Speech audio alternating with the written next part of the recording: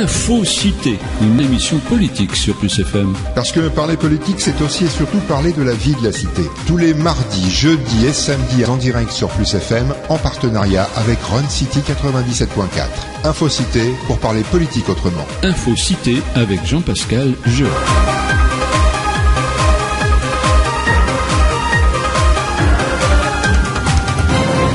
Bonjour à tous. Les invités d'Infocité aujourd'hui sont Michel Champion, le président de l'Ordre international des Alignotiers. Bonjour Michel Champion.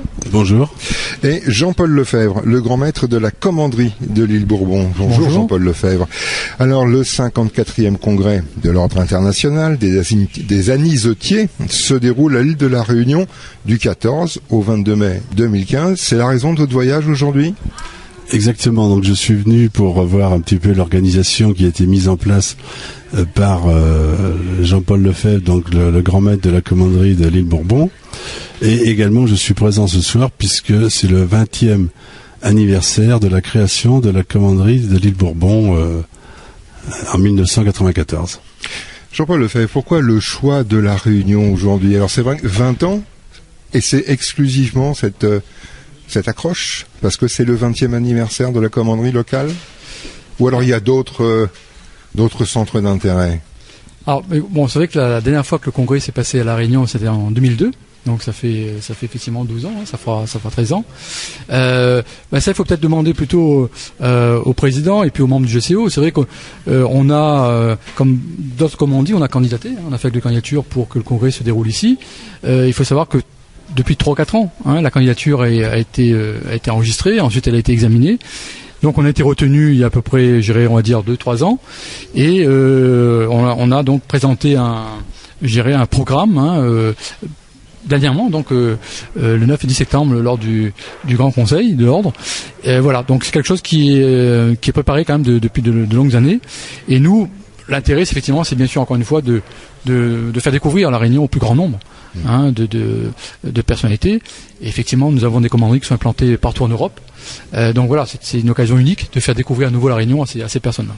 Justement, on va en parler de cette implantation, Michel Champion, parce que, alors, bizarrement, paradoxalement, vous êtes quand même moins connu que d'autres corporations comme le Lions Club, par exemple. Mais vous êtes installé en France, dans les DOM et notamment à La Réunion, mais aussi de manière internationale. Comment se fait-il ? Alors, il faut remonter à l'historique de la création des Alignotiers. C'était au tout début une corporation, hein, les Alignotiers du Roi. Et Alignotier avec un Y, puisque dans le vieux français, à cette période-là, il n'y avait pas de I, c'était le Y.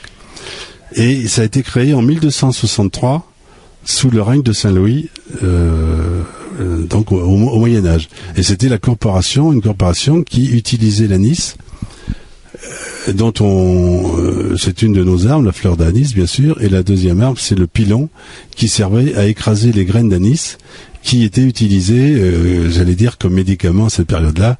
Il n'y avait pas de pharmacien, mais c'était les apothicaires et autres médecins, je dirais, qui utilisaient l'anis pour guérir, puisqu'il n'y avait pas de médicaments à cette période du Moyen-Âge. Mais pourtant, vous n'êtes pas une confrérie de médecins, d'infirmiers, vous n'êtes pas issus tous du corps médical. Donc, quels sont justement ces grands principes aujourd'hui de l'Ordre international des Alignotiers ? Alors, l'Ordre international, effectivement, les corporations se sont arrêtées au fil des siècles, et les Alignotiers du Roi ont été relancés par Paul Ricard en 1955, qui bien sûr défendait l'anis professionnellement et par ses apéritifs, entre autres. C'est aussi la composition principale des boissons, les fameuses boissons jaunes. Voilà, boissons anisées.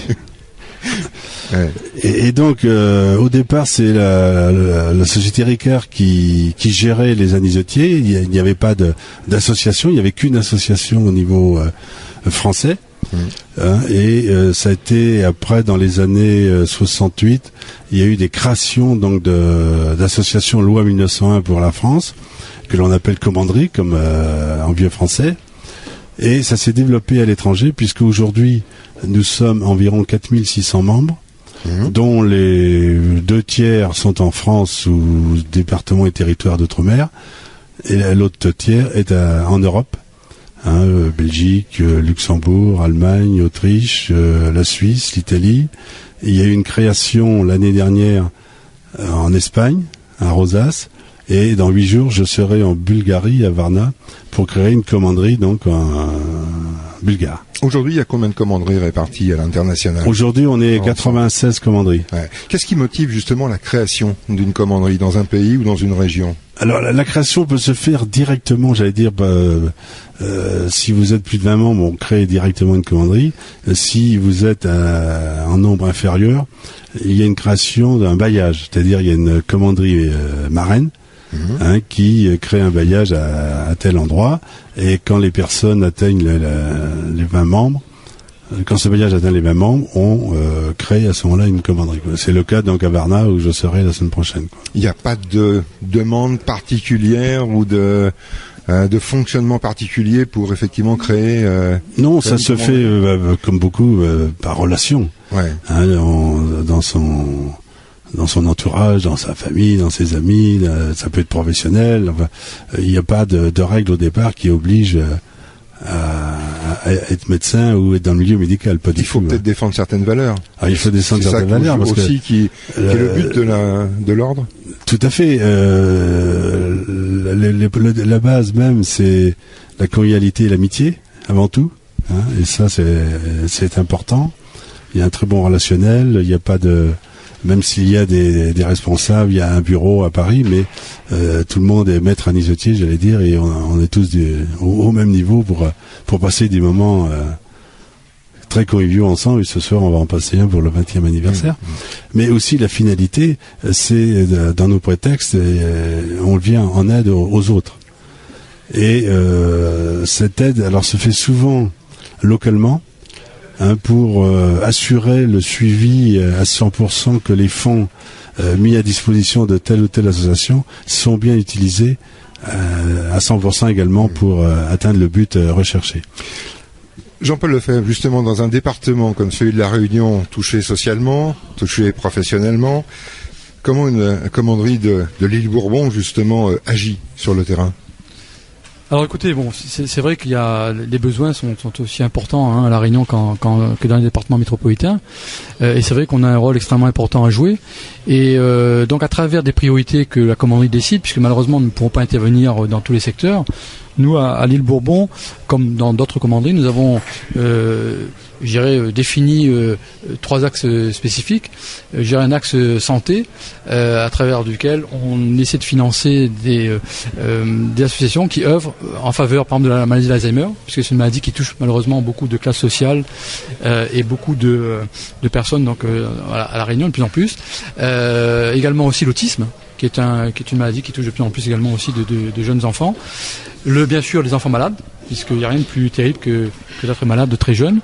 Et puis dans le domaine social, nous essayons d'intervenir aussi en faveur des personnes les plus démunies socialement, et également aussi des personnes handicapées. Alors comment pratiquement est-ce qu'on intervient? C'est qu'on essaie de nouer des partenariats durables avec des associations qui sont sur le terrain et qui œuvrent dans ces domaines-là. Et donc nous étudions effectivement les projets de ces associations et nous essayons d'intervenir là où on a le sentiment que grâce à notre participation, le projet pourra aboutir. On n'est pas là effectivement pour rajouter, une couche de financement supplémentaire. On est vraiment là pour venir en aide aux projets qui n'ont effectivement très très peu de sources de financement. Si on devait dresser un bilan, pas de ces 20 ans de la commanderie, mais peut-être de ces 2 dernières années, puisque vous êtes grand commandeur depuis 2 ans. Si on devait dresser justement un bilan de votre mandature. Oui, on peut dire ça. Ouais. Enfin, elle commence. 2 ans, c'est quand même très très jeune. Ouais. Si on devait dresser un bilan en termes d'action, de public touché, quels sont les retours que vous avez, vous, sur l'action justement à l'île de la Réunion? Premier retour, c'est que les associations qu'on a financées, c'est que les projets ont pu aboutir. Donc ça, c'est une première satisfaction pour un financeur. C'est-à-dire que l'argent apporté a permis de contribuer à la réalisation d'un projet. Deuxième constat, c'est que les associations qui ont fait appel à nous, soit à nouveau continuent à faire appel à nous. Donc c'est qu'il y a un lien de confiance qui s'est créé. Et puis on se rend compte que de nouvelles structures associatives connaissent davantage les anisetiers et donc viennent spontanément vers nous. Par exemple, là, ce soir, lors du chapitre, nous allons remettre un chèque à une association qui œuvre au niveau des handicapés par rapport en les aidant à faire des randonnées. Bon, déjà, faire des randonnées pour quelqu'un qui est apte, c'est déjà difficile. Donc vous imaginez pour les handicapés. Et donc ils ont mis en place ce qu'on appelle une joëlette. Et donc il y a des porteurs. Donc ça montre un peu le côté solidarité, le côté convivialité. Et c'est ça qui nous a touchés, de manière à ce qu'on puisse aider cette association à aller encore plus loin au niveau de l'aide des handicapés. Michel Champion, vous le soulignez tout à l'heure, vous êtes sous le statut associatif. Est-ce que c'est compliqué de solliciter des partenaires, de financer des actions aujourd'hui sur un plan local, sur un plan national, voire sur un plan international? Parce que c'est pareil, le modèle associatif n'est peut-être pas valable dans la totalité des commanderies qui sont à l'international. Comment ça se passe justement à ce moment-là? Alors au niveau donc pour la France, Jean-Paul vous a parlé donc pour la Réunion comment ça se passait. Ça se passe à peu près partout comme ça. C'est par des relations où on entend parler que ça peut être des personnes aussi des aides à une personne handicapée ou des enfants handicapés. On l'a déjà vu dans le passé. Et donc à l'étranger, on avait essayé il y a quelques années, mon prédécesseur avait essayé d'avoir un fil rouge. Pour aider une association de dimension européenne, mais ça a été très compliqué parce que ce qui existe en France n'existe pas à l'étranger et vice versa. Donc chacun reste sur son territoire et fait des actions propres à sa région ou à son pays, quoi. Quand on se rend compte, et c'est aussi un constat, que l'engagement bénévole est en train de se dilater, de disparaître au fil du temps, comment vous arrivez encore, vous, à convaincre des gens de vous rejoindre, à la fois dans l'ordre, mais également autour de l'ordre, c'est-à-dire les partenaires qui pourraient s'engager à vos côtés? Alors, il faut pas se cacher, donc le groupe Pernod Ricard vient en aide aux anisetiers qui nous financent des publicités dans notre annuaire et dans notre chronique, notre revue annuelle où il y a toutes les chapitres qui se sont passés l'année précédente. Et effectivement, on le ressent depuis une petite année où les aides ont déjà baissé. Et je dois rencontrer dans les 2 mois le président de Ricard France pour essayer de voir l'avenir, comment il le pense, pour nous aider, parce que nous avons pas d'autres financeurs actuellement. Et j'ai en projet d'aller rechercher un groupe de dimension internationale, dans l'hôtellerie en particulier, et qui pourrait éventuellement peut-être nous aider dans l'avenir, quoi. Alors on l'a vu, les grands préceptes de l'ordre, c'est effectivement la convivialité, l'entraide, mais de manière générale, quelle est un petit peu l'organisation de l'ordre et quel est aussi son fonctionnement? Alors nous avons, je vous disais tout à l'heure, 97 commanderies, donc ils sont toutes en France des lois association 1901 et dans les autres pays en fonction de la législation en vigueur. Et donc nous avons une association fédérative dont le siège est à Paris, qui gère le site internet, qui gère l'annuaire, et tout ce qui est organisation matérielle, les camailles et autres, c'est important parce que il faut du stock de matériel pour pouvoir introniser de nouveaux membres. Et donc nous avons une secrétaire à temps complet à Paris, quoi. Tout le reste est fait de bénévolat. Il y a un bureau, donc je suis le président, il y a un vice-président qui est autrichien, et un trésorier et secrétaire général qui sont français. Et nous avons également, alors au niveau région, nous avons divisé l'Europe en 10 régions, ayant à sa tête, chaque région a sa tête un chancelier, c'est-à-dire c'est un dignitaire qui fait l'intermédiaire entre les commanderies et le bureau à Paris. Alors, ce qui est étonnant, et là on va revenir un petit peu sur l'histoire, effectivement, sur le moment de la création de l'ordre. Ça s'est créé au XIIIe siècle. XIIIe siècle, en 1263 exactement. Et aujourd'hui, quelles sont les valeurs de l'époque qui sont conservées, qui sont transmises? C'est la défense et j'allais dire et l'utilisation de l'anis, quoi. Ouais. Puisqu'au départ c'était, comme je vous disais tout à l'heure, utilisé par les apothicaires, comme ça l'est d'ailleurs toujours aujourd'hui, puisque il y a des produits qui sont encore en vente dans dans les pharmacies, le Tamiflu entre autres pour les grippes, qui sont à base de l'anis étoilé. Donc il y a une continuité dans l'utilisation de ce médicament, alors qui a été connu 15 siècles avant Jésus-Christ, où on utilisait déjà l'anis dans les rites sacrés à ce moment-là. Ouais. L'histoire nous montre que l'anis est connu depuis des siècles et des siècles. Donc on essaie de perpétuer cette valeur de l'anis, tout en gardant le côté amical et convivial, bien sûr, et le côté don. Et alors là, je vais vous donner une précision. Là. Pour 2013, la totalité des dons faits ou par l'ordre ou par les commanderies était près de 230 000 €. C'est quand même très conséquent. C'est quand même pas négligé. C'est une valeur déjà importante, ouais. Et qui sont faites surtout localement, quoi, pour être sûr qu'il y a. Et nous faisons ici aussi quelques actions culturelles, parce qu'on a le côté culturel quand même qui fait partie de nos préceptes, où on peut venir en aide à une restauration d'un monument ou autre église. Éventuellement, il y a des gens qui participent, partiellement bien sûr, parce que là c'est des montants beaucoup plus importants, mais on n'oublie pas le côté culturel également, quoi. Cette volonté justement locale, c'est aussi peut-être d'une manière de montrer aussi la transparence des actions, d'assurer un suivi effectivement de proximité, de toucher des gens qui ont besoin et qui peuvent effectivement vous solliciter, que vous pouvez découvrir, mais il y a aussi ce souci de transparence, d'être crédible finalement aux yeux de tout le monde. Oui, tout à fait. Et pourquoi on fait une majorité d'actions au niveau local? D'abord, c'est plus facile de connaître des gens qui sont dans le besoin ou autres associations, parce que on vient en aide aussi à d'autres associations, hein, bon, moi je connais bien le problème au niveau des associations dans les hôpitaux. Hein, où en France vous avez les Blues Roses, mais il y a d'autres associations qui peuvent être locales et qui viennent en aide aux enfants. Et là on peut, quand j'étais grand maître dans Maine des Perches, on a financé une machine d'une valeur de près de 8 000 € pour que les enfants puissent être traités au niveau du cancer.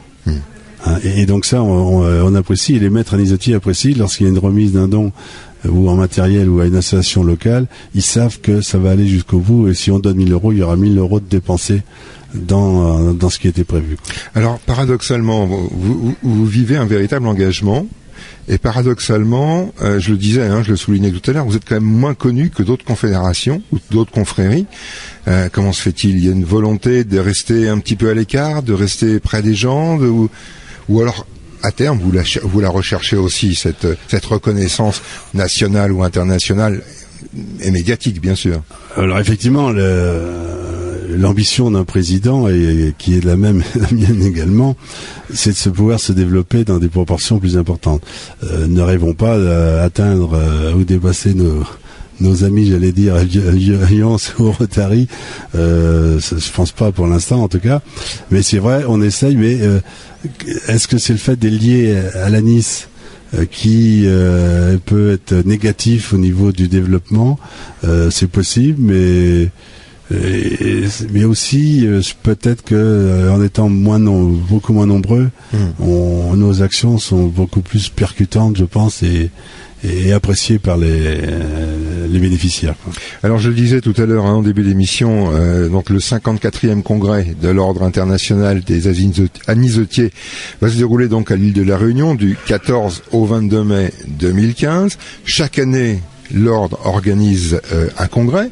Quel est l'intérêt d'organiser de telles manifestations annuellement? Alors, l'intérêt d'organiser un congrès, la priorité, c'est que pendant le congrès, nous avons l'organisation de notre assemblée générale annuelle, qui est quand même obligatoire, puisque nous sommes l'association loi 1901, et tous les 3 ans, nous procédons à l'élection des membres du bureau. Puisque les membres du bureau sont élus par les grands maîtres, donc les responsables des commanderies. Donc c'est impératif. Au moins, malheureusement, 2014 a été une mauvaise année au niveau congrès, puisque il devait se faire au Puy-en-Velay en France, et il a été annulé l'année dernière au mois de novembre. Et donc, il a fallu que l'Ordre organise une assemblée générale qui s'est faite le 23 mai à Paris. En plus, c'était important puisqu'il y avait élection du bureau, donc elle était indispensable. Et c'est à ce moment-là que j'ai été réélu pour un 2e mandat de 3 ans. Jean-Paul Lefebvre, on le disait tout à l'heure, c'est vous qui le soulignez, hein, il y a eu un précédent congrès à La Réunion en 2002, et donc là le prochain en 2015. Comment prépare-t-on un congrès annuel de l'ordre international? Très bonne question. Parce que tout le monde vient de partout. Absolument. Alors, c'est vrai que c'est d'abord un défi personnel, hein, organiser une telle manifestation. C'est effectivement, c'est du jamais vu, c'est important. Il faut avoir une équipe soudée derrière soi. Il faut également aussi avoir bien sûr la confiance de l'ordre, hein, et du Grand Conseil. Après, c'est beaucoup de travail sur le terrain. On doit également aussi s'entourer de partenaires fiables, puisque là le programme il est bouclé. Et nous sommes quasiment pratiquement un an, hein, à l'avance, donc il faut que le programme soit bouclé. Maintenant, il nous reste effectivement à affiner le budget. Bien sûr, il faudra trouver aussi des financeurs. Voilà, ça repose sur beaucoup de bénévolat, mais c'est très intéressant parce que grâce à ce congrès, ce que nous recherchons, nous, c'est bien sûr de faire connaître encore davantage les anecdotiers, la commanderie d'Île Bourbon, mais aussi à travers ça. Et on le sait, hein, la Réunion n'échappe pas à la crise, hein, en matière touristique. C'est un bon moyen de faire venir effectivement des personnes extérieures. Et les congressistes, on espère que lorsqu'elles viendront pour le congrès, elles reviendront peut-être plus tard, en famille ou avec des amis, et elles en parleront. Donc c'est une opération de toute manière qui amènera un retour.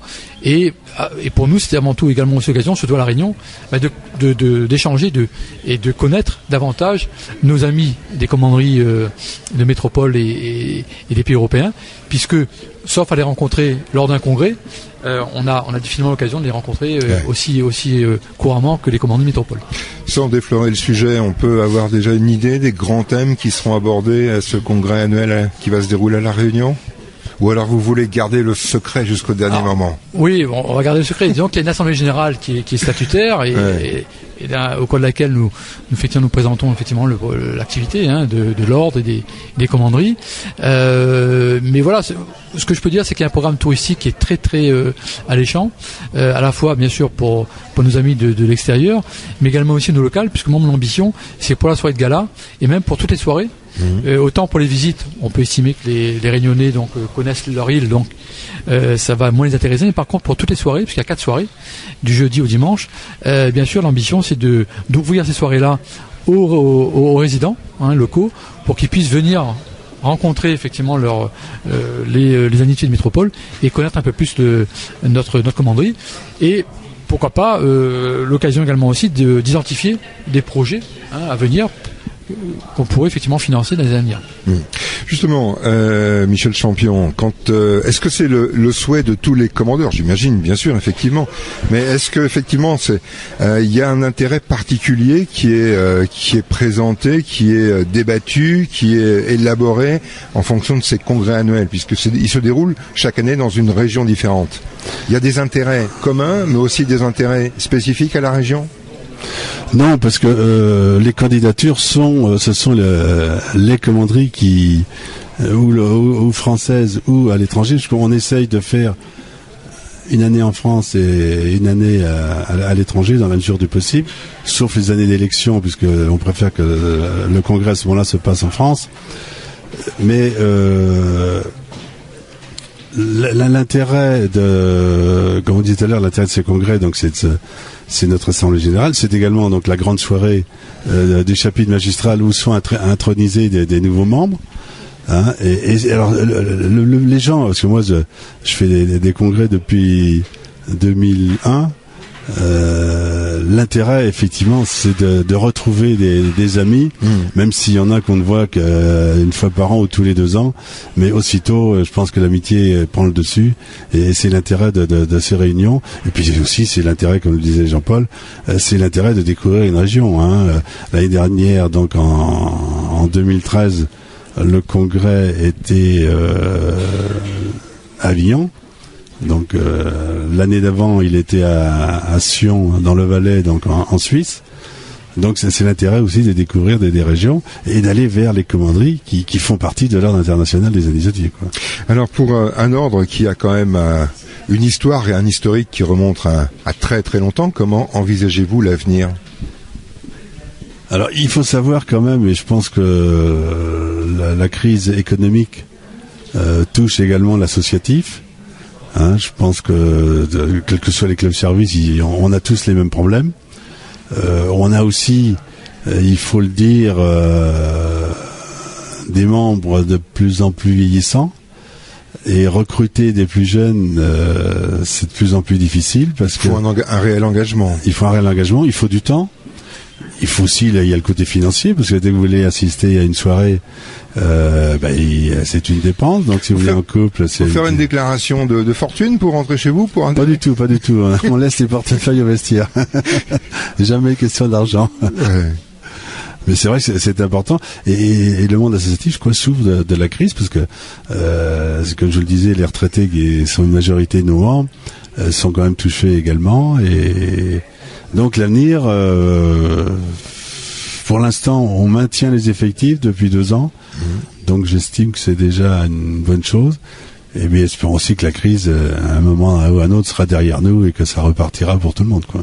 Jean-Paul Lefebvre, justement, vous vivez les mêmes choses localement depuis 20 ans. Il y a des aléas, des fluctuations à la fois sur les partenariats financiers, économiques, mais aussi sur les adhérents qui viennent, qui s'en vont, qui repartent, d'autres qui arrivent. Comment ça fonctionne de la même manière? Oui. Ou il y a une spécificité réunionnaise? Non, je pense qu'on est vraiment sur le même modèle qu'en métropole. C'est vrai que nous aussi, il faut effectivement chercher dans ces réseaux, convaincre les gens pour venir s'engager, parce que c'est vrai qu'en général, quand on a, je dirais, 20 ou 30 ans, on a d'autres préoccupations, avant tout sa carrière professionnelle, sa vie personnelle. Donc en général, on essaie d'avoir des membres, nous, qui ont la quarantaine, la cinquantaine, on va dire, et qui ont vraiment envie de s'engager, parce que il s'agit pas effectivement d'être anisetier une année. L'idée, c'est d'essayer de persévérer et de prendre plaisir, et d'aider son prochain. Voilà, donc nous, grosso modo, tous les ans, on arrive à introniser entre 5 et 10 membres nouveaux, ce qui est quand même une bonne moyenne. Voilà, et surtout, ce qui est intéressant, c'est qu'on voit quand même chez nous, comme aussi beaucoup en métropole, nous avons des membres qui sont fidèles à la commanderie, puisque là, nous allons remettre aussi des médailles de reconnaissance pour 20 ans. Pendant 20 ans, ils ont 20 ans de bons et loyaux services. Donc ça, c'est quand même assez exceptionnel. Ouais. Et voilà, donc on espère que les recrutements à venir, on aura des personnes qui sauront s'engager sur la durée et qui apporteront effectivement au niveau de leur personnalité toutes leurs compétences pour les mettre à disposition de l'ordre. Et dans ces cas-là, on fait quoi? On fait acte de candidature ou bien faut être adoubé, parrainé? Alors il faut être parrainé. Il faut être parrainé par deux personnes, en général, par 2 personnes, donc membres déjà de la commanderie. Il y a une procédure d'adoubement, d'intronisation, qui suit un petit peu les antiques moyenâgeux. Donc voilà, c'est un petit peu On reste dans la tradition et la transmission. Exactement. Voilà, ce sont des valeurs que nous aimons faire revivre et transmettre. Et je peux dire que chaque année, les nouveaux membres qui suivent cette procédure d'adoubement sont complètement émerveillés, très émus, parce que voilà, ils ont l'impression d'être replongés au Moyen Âge, et c'est quand même assez émouvant, et nulle part ailleurs on a droit à une telle procédure d'intronisation. Je crois qu'on est très particulier par rapport à ça, et c'est à la fois très très coloré, mais aussi très émouvant, puisque vous avez dû voir sur le texte, sur l'invitation, on utilise bien sûr le vieux français, puisque à l'époque c'était effectivement vous avez gardé ces traditions-là. Voilà. Écoutez, messieurs, en tout cas, je vous remercie d'avoir participé à cette émission et puis de nous avoir présenté effectivement l'ordre international. On va vous souhaiter à tous les deux un bon congrès, en tout cas. Et puis, Michel Champion, vous reviendrez très certainement à La Réunion hors congrès, puisque vous êtes déjà venu, vous. Je serai là en 2015, si Dieu me prête vie, bien sûr. Mais sinon, effectivement, j'ai la passion pour la randonnée, et je crois que La Réunion est vraiment l'île idéale pour satisfaire ces envies de randonnée. Merci Michel Champion, merci Jean-Paul Lefebvre. Merci à vous. Info-Cité, une émission politique sur Plus FM. Parce que parler politique, c'est aussi et surtout parler de la vie de la cité. Tous les mardis, jeudis et samedis en direct sur Plus FM, en partenariat avec Run City 97.4. Info-Cité pour parler politique autrement. Info-Cité avec Jean-Pascal Jean.